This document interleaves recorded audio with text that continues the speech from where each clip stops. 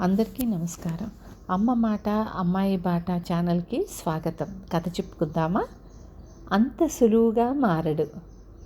భీమాపురంలోని భీమయ్య ఎప్పుడూ దిగులుగా ఉండేవాడు. రామాపురంలోని రామయ్య ఎప్పుడూ సంతోషంగా ఉండేవాడు. ఈ సంగతి తెలిసి భీమయ్య రామయ్యను గురించి తెలుసుకుందామన్న ఆసక్తితో రామాపురం వెళ్ళాడు. భీమయ్య వెళ్ళేసరికి రామయ్య మంచం మీద ఉన్నాడు. ఆయన కాలికి కట్టు ఉంది. పొలంలో జారిపడ్డాను, ఎముక విరిగిందట, కదలకుండా మంచం మీద 2 నెలలు ఉండాలట అన్నాడు రామయ్య. భీమయ్య అడిగిన ప్రశ్నకు సమాధానంగా, అయ్యో పాపం, చాలా కష్టం వచ్చింది మీకు అన్నాడు భీమయ్య. కష్టమేమున్నది? ఇలాంటిదేదో అయితే తప్ప విశ్రాంతి తీసుకోను నేను. కాళిదాసు గారి మేఘ సందేశం చదవాలని ఎన్నాళ్ల నుంచో నా కోరిక. అది ఇప్పుడు తీరుతున్నది అన్నాడు రామయ్య. ఇంతలో రామయ్య కొడుకు వచ్చి, నాన్న, నిన్ను ఆ సోమయ్య తిట్టుతున్నాడు అన్నాడు ఆవేశంగా.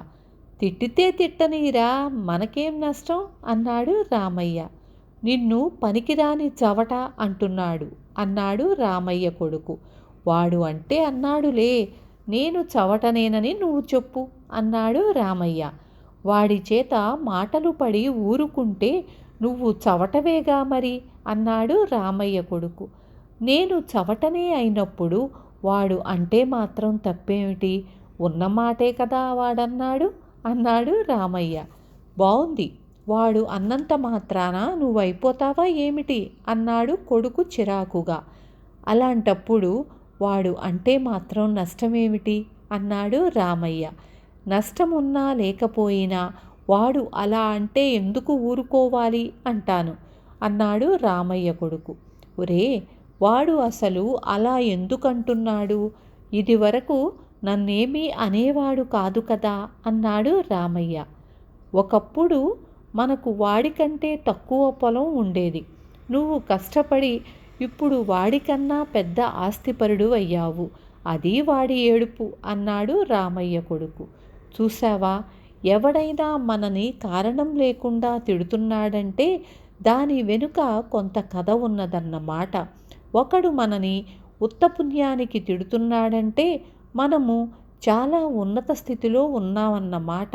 అందుకు సంతోషించాలి కానీ విచారించటం ఎందుకు అని రామయ్య అడిగాడు.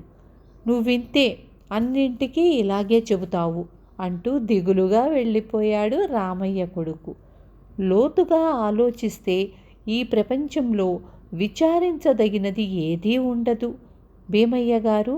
ఇది నేను అనుభవం మీద తెలుసుకున్న సత్యం.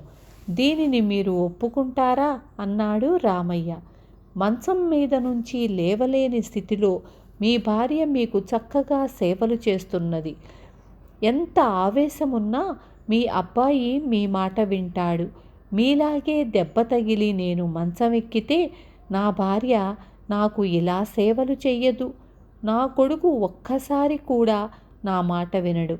నా దురదృష్టానికి నాకు చాలా బెంగగా ఉంది అంటూ భీమయ్య సెలవు పుచ్చుకున్నాడు.